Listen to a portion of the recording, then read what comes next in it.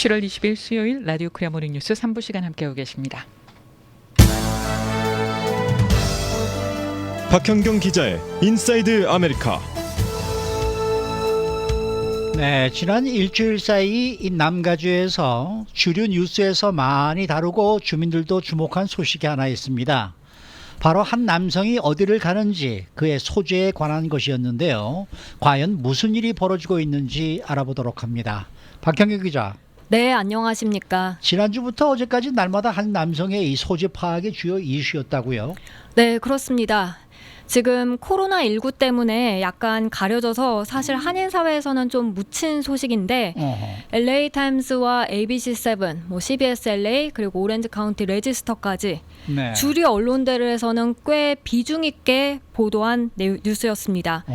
저희 같은 경우에는 이제 한인 방송국이다 보니까 이제 한인 관련 뉴스를 좀 더 밀접하게 전해드리려고 그렇죠, 하는데 그렇죠. 가만 보니까 이것도 한인들이 좀 꼭 알았으면 좋겠다 싶어서 오늘 이 시간 토픽으로 정했습니다. 네. 바로 캐리 제이 스미스라는 이름의 남성 이야기입니다. 네. 캐리 제이 스미스라고 하셨는데 아니 그 사람이 뭘 했길래 그가 어디 가는지 뉴스가 날마다 나오는 거예요? 네, 다름 아닌 성범죄자입니다.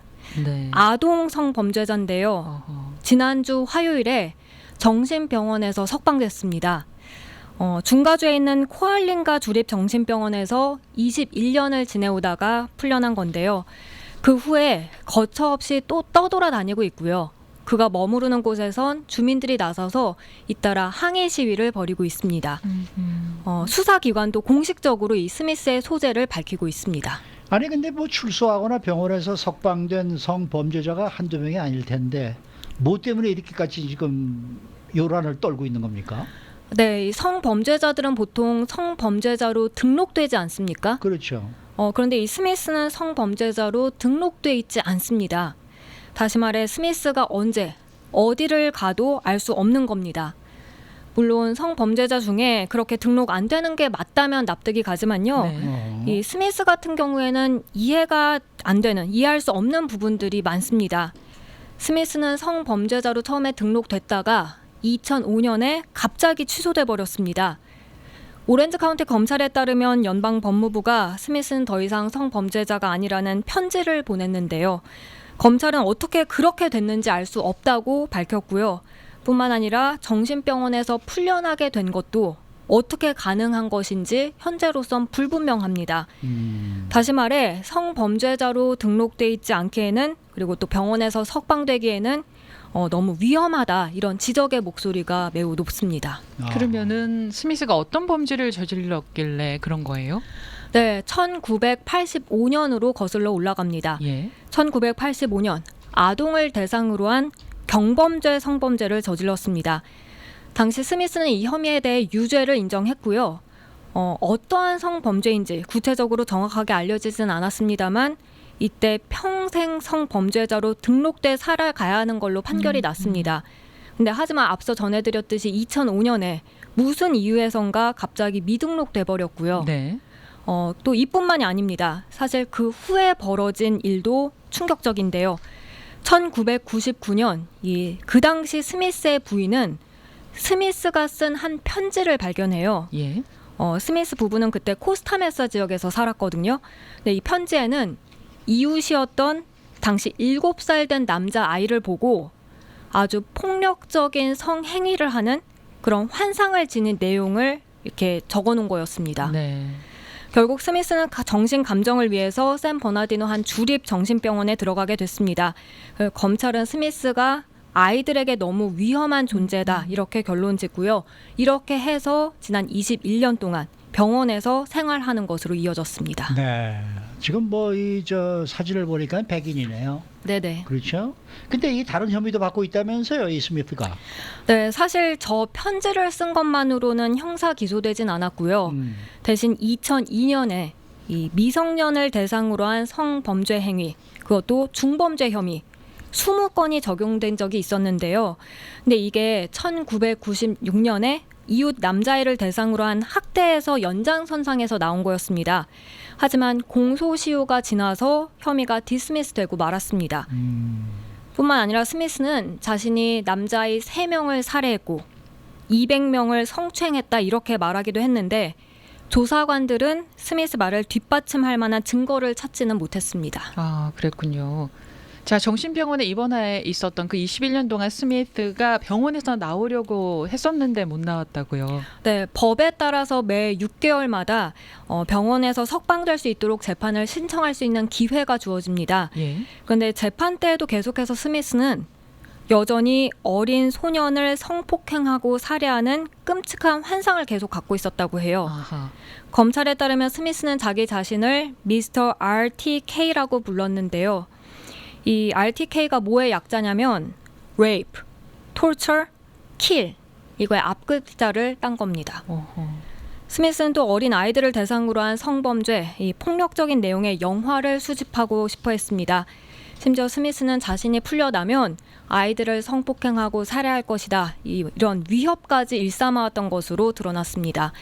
근데 스미스가 그렇게 성범죄 등록도 되지 않은 채 병원을 풀려나기에는 너무 위험한 존재라는 게 이 검찰과 또 주민들의 의견이 압도적으로 많습니다. 네, 이 사람이 지금 성추행하고 살해한 아이들이 전부 남자 아이들이네요. 네, 그렇습니다. 뭐 이야기를 들어보니까 주민들이 걱정할 만도 하네요. 네, 앞서 그 스미스가 편지 썼다고 전해드렸는데 그 편지에 언급된 남자아이가 누구인지 그때 나왔었거든요. 그 엄마가 린 리너라는 여성인데 아들이 직접적인 범죄 피해를 당하는 데는 다행히 모면했지만 정말 충격 그 자체였다고 합니다. 그런 일이 있고 나서 곧바로 코스타 메사를 떠날 정도였으니까요. 근데 이 엄마가 이번에 이렇게 말했습니다. 스미스는 지금 세상 밖으로 나와서 공원에 앉아 한 아이가 노는 모습을 지켜볼 수 있다. 그렇지만 그곳에 있는 사람들은 그가 누군지 모른다라고요. 그렇죠. 굉장히 섬뜩한 한 장면일 수 있습니다. 네. 상상만 해도 굉장히 무서워지는데요. 그 편지를 썼다는 그 내용이 언급된 남자아이가 직접적인 범죄 피해를 당하는 데는 모면이 됐지만 충격 그 자체였다라고 했잖아요. 그럼요. 네.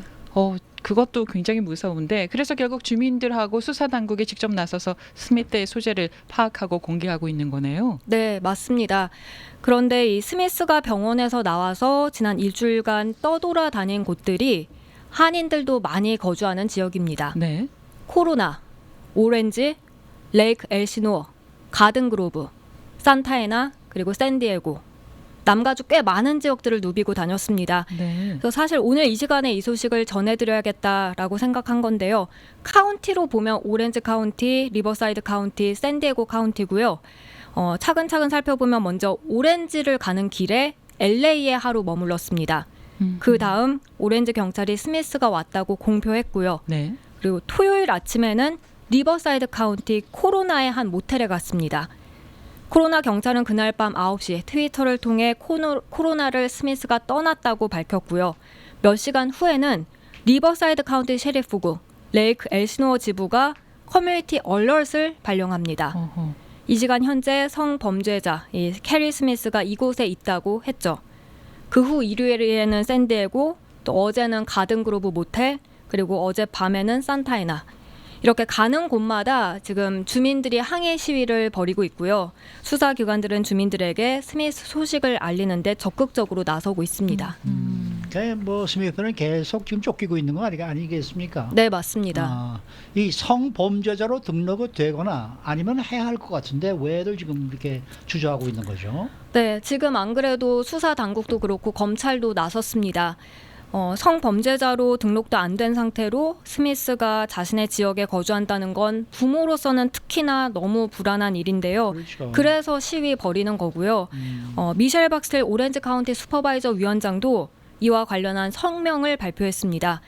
무슨 일이 있었던 건지, 왜 스미스가 성범죄자로 등록됐다가 취소됐고 스미스가 지금 병원에서 풀려났는지 다시 조사해야 한다고 목소리를 높이고 있습니다. 그리고 온라인 청원 사이트죠. change.org에는 스미스를 다시 성범죄자로 등록해야 한다 이런 청원 글이 올라와 있는데요.